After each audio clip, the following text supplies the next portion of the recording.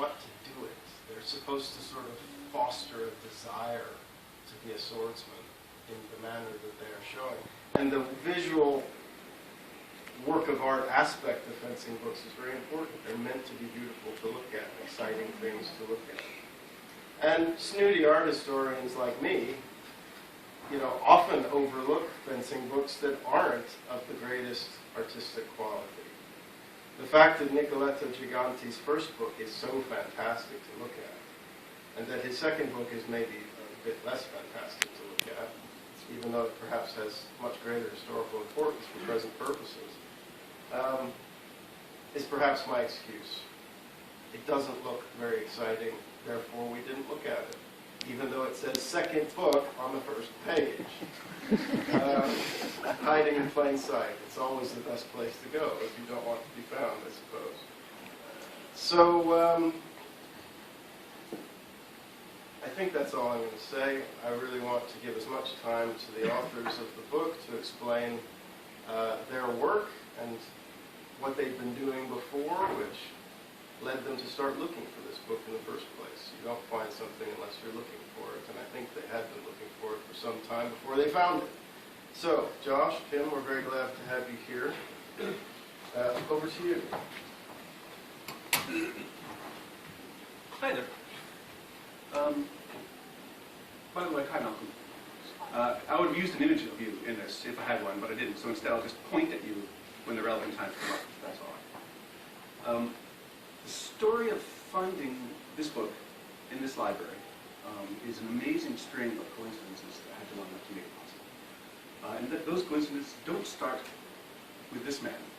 Vigeon had a vast collection in the 19th century. It's a lovely portrait by John Singer Sargent. You can see, fencers in the audience will see he's almost in an on-guard position, about as much as you can do when you're seated.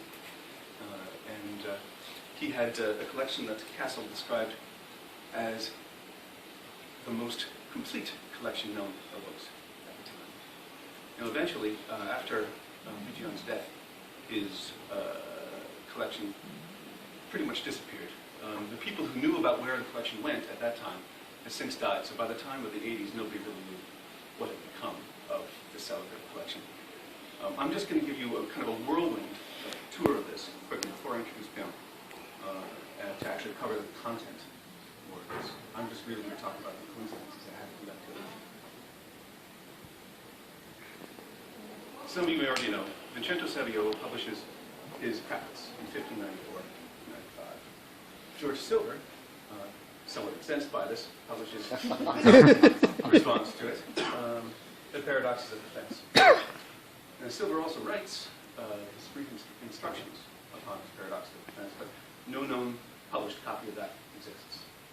But his manuscript for it ends up in the hands of Hans Sloane, who donated for a price his collection shortly before his death in the foundation of the British Museum and Library, where it resided for a long time and no one paid much attention to it. It was then discovered in 1890 by a Mr. London. I can't find out anything more about Mr. London, and it's a very irritating thing to Google. So I don't know anything else about poor Mr. London except that he contacted Alfred Hutton to talk about it and to see its significance. And Hutton thought it was quite significant indeed, but took long enough about it so that poor Mr. London, whose first name I don't know, died. So Alfred Hutton's fencing partner, Captain Cyril Metty, shown here for a demonstration I think that took place, in Brussels, was it? I got that image from you. So, publishes in 1898 a combination of, republishes the first work, Paradoxes of Defense, and what he perceives to be the companion volume, the reconstructions together in one place. His very large collection ended up in the hands of Archie Corporal, who ended up with his Matty's vast collection, which on his death donated to the library in Leuven. Could you possibly speak up, sir? Oh, certainly. I can try. Thank you. I can try. One of the things that Archie Corporal discovered was that, I will try that. I think that makes no difference, but we'll try it Corbel noticed that one illustration was missing from the 1898 edition, and so he inserted that into his remainder copies, if you will, that he had from Maggie's collection, and included a list of all the known copies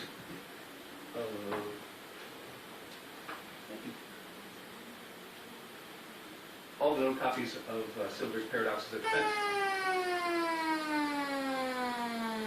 Like that. Usually that's followed by an explosion.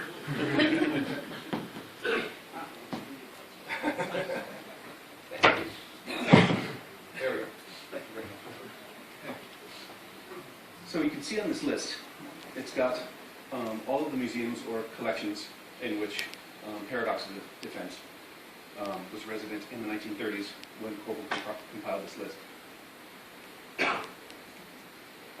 In the late 80s or the early 90s, Malcolm, slide,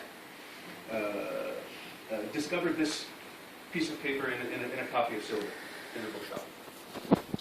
He noticed the name Lord Howard Walden, whom we didn't know, and that just kind of percolated for a while until some years later he heard the name Lord Howard Walden on the radio and thought to contact the then current Lord Howard Walden to find out if he still had a copy of Silver. The ninth Lord Howard Walden, John Oswald Scott Ellis, said he didn't know it, and invited Malcolm out to have a look, see if he did have it. And it turned out that the VGN collection was in a very nice barn out in Abington. So so having discovered that was collected by the eighth Lord Howard Walden, who was a very interesting man. You can tell some of his depictions here. The first two are in Dean Castle, his own armor, done by the Wizard of Chelsea, Felix Joubert, and a wonderful picture of him as Buckshot Johnson, and when he was in a brief film made by J.K. Barrie, J.M. Barrie rather, with G.K. Chesterton and George Bernard Shaw and William March as well. So you can see a nice line up there. So, in short, we have Saviolo to Silver to Sloane to British Museum to Mr. London to Hutton to Matty to Corbel and then Malcolm Fair and then the Lord Howard Walden.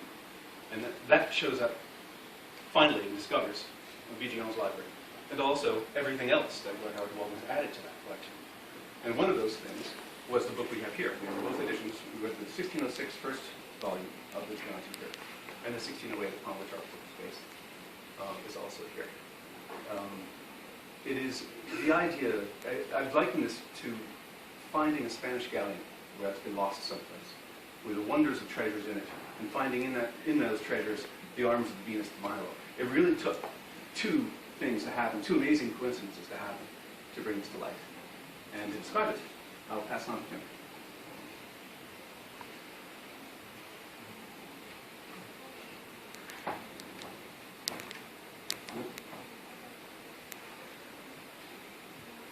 The lost second book of Nicoletto Giganti. Before going on to describe its contents, I wanted to speak about Giganti the man, his times, and his significance.